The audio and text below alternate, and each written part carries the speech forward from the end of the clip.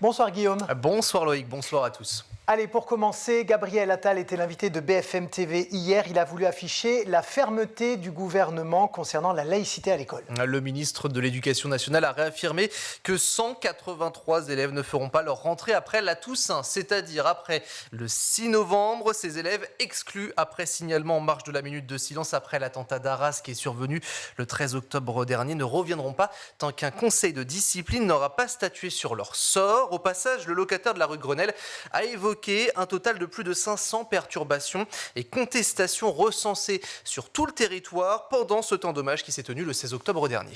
Et le ministre est également revenu sur ses propos concernant l'exclusion des élèves radicalisés. Une dizaine, selon le ministre, dans le pays, qui retiennent d'ailleurs toute l'attention du ministère. Chez nos confrères de France 2, le ministre avait annoncé travailler sur des mesures qui permettraient à terme de sortir les élèves radicalisés des établissements scolaires. Dans certains cas, quand on a des signes qui attestent d'une potentielle dangerosité, je souhaite que ces élèves puissent être sortis de nos établissements scolaires, a-t-il expliqué sur BFM TV.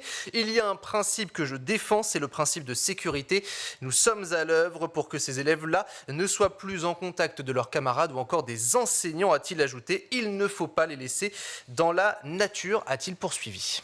Et pour terminer sur ce thème, le ministre a été interrogé sur ce lycéen de 17 ans interpellé vendredi dernier pour avoir tenté d'introduire une bouteille d'acide dans un lycée professionnel à Petit-Quevilly. Et là, Gabriel Attal a salué la très grande vigilance du personnel de l'établissement, assurant également que tous les moyens sont mis en œuvre pour assurer la sécurité des élèves. Le ministre de l'Éducation nationale a également rappelé son attachement à la laïcité. Je me bats pour que les règles soient respectées dans les établissements scolaires. Concernant justement l'adolescent et cette affaire, le lycéen a été placé en garde à vue, ainsi que l'un de ses camarades, lui aussi âgé de 17 ans. Les investigations se poursuivent pour déterminer le rôle de chacun et surtout leur motivation. C'est ce qu'a précisé le parquet de Rouen. On va parler maintenant d'un ancien ministre de l'Éducation nationale, Jean-Michel Blanquer. Il était invité de France Info ce samedi et il est revenu justement sur les annonces de son successeur, Gabriel Attal. Oui, il faut suivre. Alors, il est notamment arrêté sur la possibilité de sortir les élèves dangereux des établissements scolaires.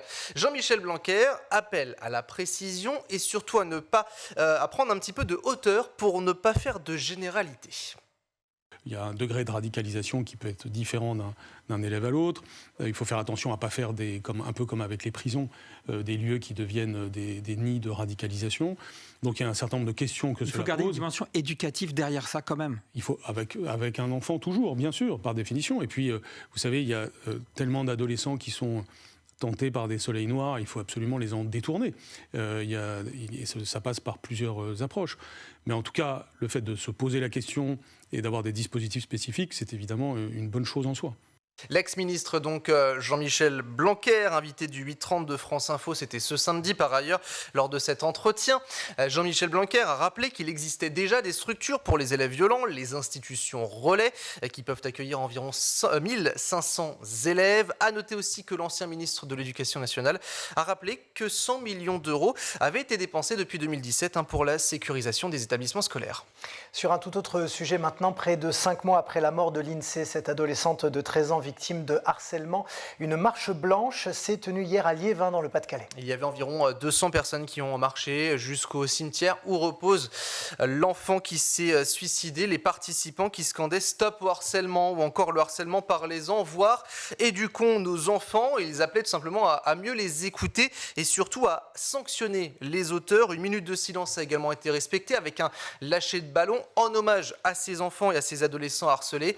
Alors après la mort de Lindsay, le gouvernement avait promis des moyens supplémentaires, on s'en rappelle, dans son plan présenté fin septembre. Il était notamment question de cours d'empathie dès la rentrée 2024, une formation renforcée pour les forces de l'ordre ou encore les magistrats, la confiscation des téléphones portables pour les auteurs de cyberharcèlement ou encore la possibilité d'exclure les élèves harceleurs des réseaux sociaux. Alors dans le cas de l'INSEE, pour revenir à cette affaire, 4 mineurs ont été mis en examen pour harcèlement scolaire ayant conduit au suicide. Une personne majeure a également été mise en examen pour menace de mort. On va parler maintenant d'Emmanuel Macron qui a échangé avec des jeunes jeudi dernier dans la rue et il n'est pas favorable à la création d'un revenu universel pour les étudiants. On en a beaucoup parlé effectivement. Effectivement, et c'est surtout un passage qui n'est pas passé inaperçu à Emmanuel Macron, qui reconnaît qu'il y a trop d'étudiants dans la précarité. Il estime qu'il n'y a pas un pays qui aide plus les étudiants que la France sur le plan social. C'est ce que rapporte un journaliste de l'AFP qui était présent et qui a pu assister à cet échange impromptu. Je suis pour qu'on améliore le système, mais je ne suis pas pour un revenu universel inconditionnel. Voilà ce qu'a donc ajouté le président face à des jeunes. Rappelons qu'en septembre dernier, 14 présidents d'université avaient demandé la création d'une allocation pour tous les étudiants dans une tribune qui avait été publiée dans le journal Le Monde. On en avait parlé ici. Une allocation d'études pour tous les étudiants qui permettrait de lutter contre la précarité des jeunes et qui favoriserait également leur autonomie. Alors, durant cet échange informel, Emmanuel Macron a dit qu'il voudrait un contrôle renforcé aussi sur la présence aux examens et à la réussite de ces examens de ces étudiants qui sont boursiers, car beaucoup de bourses sont données à des étudiants qui ne vont pas assister tout simplement à ces examens, tout comme dans les files d'attente dans les aides alimentaires, on a beaucoup d'étudiants étrangers, c'est ce qu'il a donc argumenté face à ces jeunes. Et puis afin de lutter contre la précarité étudiante, le président de la République souhaite qu'on aide à développer des études dans des villes où c'est moins cher et de baisser surtout le prix des logements. Là, il a réaffirmé ce gros enjeu du moment. En Ile-de-France, la présidente de la région, Valérie Pécresse, a annoncé le déploiement de boutons d'alarme. Alors on peut penser que ça existait déjà, on l'a vécu nous-mêmes, oui. Mais en quoi ça consiste précisément? Alors, en fait, en l'actionnant, cela permettrait d'avoir les secours plus rapidement. C'est l'objectif de la présidente de la région Ile-de-France. Une décision qui intervient donc plus d'une semaine après, on le rappelle, la mort de cet enseignant à Arras. Ces déploiements qui seraient reliés au commissariat dans les 469 lycées franciliens.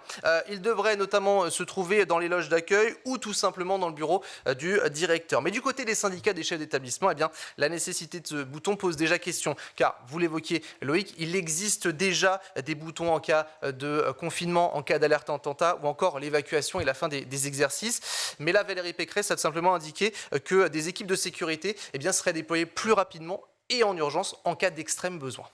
Et pour terminer, Guillaume, coup d'envoi de la Semaine mondiale de l'éducation aux médias et à l'information dont on va parler dans le dossier dans quelques minutes. Effectivement, au cœur d'un monde de plus en plus connecté, l'objectif c'est de savoir décrypter, de faire le tri entre information, communication, influence et surtout désinformation. C'est un enjeu qui est majeur et cette Semaine mondiale est organisée par l'UNESCO. Elle vise à sensibiliser le public à l'importance de développer des compétences d'analyse et surtout un esprit critique. Le thème de cette année, l'éducation aux médias et à l'information dans l'espace numérique, un agenda mondial collectif qui devrait permettre d'explorer des pistes pour renforcer la coopération avec les plateformes numériques. On le sait, c'est très important en ce moment et d'autres parties prenantes dans l'intégration de l'éducation de nos jeunes aux médias et à l'information.